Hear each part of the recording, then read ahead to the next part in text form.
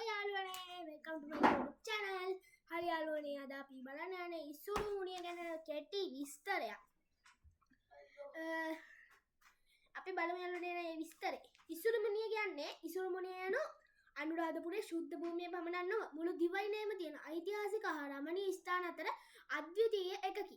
ඒ කියන්නේ යාළුවනේ අර අනුරාධපුරයේ විතරක් නෙමෙයි මුළු ලංකාවෙම තියෙන ඓතිහාසික කියන්නේ ඉතිහාසගත හා ගොඩක්ම ලස්සන මේ ස්ථාන අතර මේ ප්‍රධාන එකක් කියලා මේ කියන්නේ. හරි යාළුවනේ, අනුරාධපුරයට පැමිණෙන සංචාරකයන් හා බැතිමතුන් නොවරදාම නරඹන ස්ථානයක ඉසුරු මුනිය. ඒ කියන්නේ අනුරාධපුරයට දැන් පිට රටවල් වලින් එන සංචාරකීන්, පිටගම් වලින් එන සංචාරකීන් හා බැතිමතුන් නොවරදවාම බලන තැනක් තමයි ඉසුරු මුනිය කියන්නේ. හරි යාළුවනේ, දැනට ඉතාම ජනප්‍රිය ස්ථානයක්ව තිබෙන ඉසුරු මුනිය 19 වන සියවස මැද භාගය වන තෙක්ම ඝන කැලෑවෙන් වැසී තිබුණලු.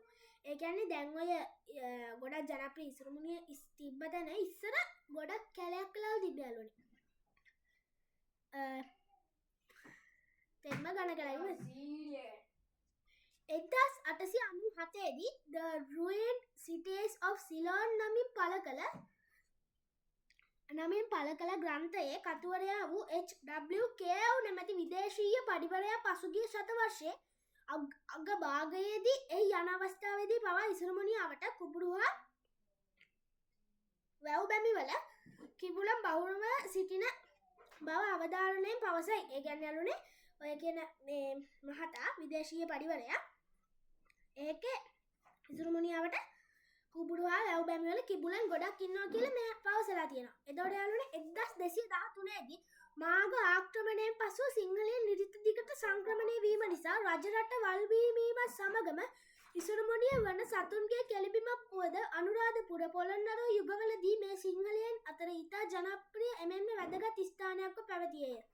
අනේ යාළුවනේ, මේක 1213 වැනි මාඝ ආක්‍රමණයෙන් පසුව සිංහලයෝ නිරිත දිගට සංක්‍රමණය වුණානේ. එතකොට මේ රජරට වල්බිහිමීමත් සමගම ඉසුරු මුනිය සතුන්ගේ කෙළඹීමක් වුණාලු. වුණාට අනුරාධපුර පොළොන්නරුව යුගවලදී මේක සිංහල අය අතර ගොඩක් ජනප්‍රිය වුණාලු. ඒ වගේම වැදගත් ස්ථානයක් විදිහට මේක පැවතුණාලු.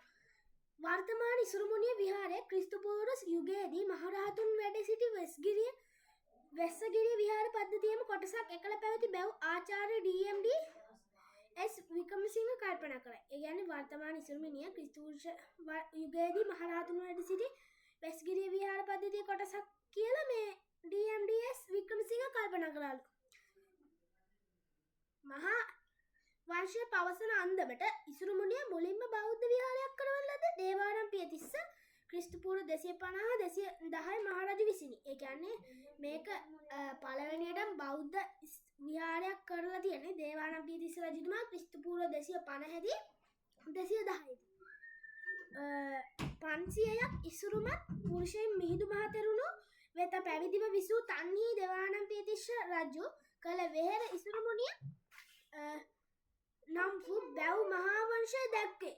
මහා වංශය 20 වැනි පරිච්ඡේදය 14 සහ 28 ගාථා ක්‍රිස්තු වර්ෂ 67 සහ 111 දක්වා රාජ විචාල වසම රජතුමා ඉසුරු මුනිය විහාරයේ පෝගයක් කරවිය.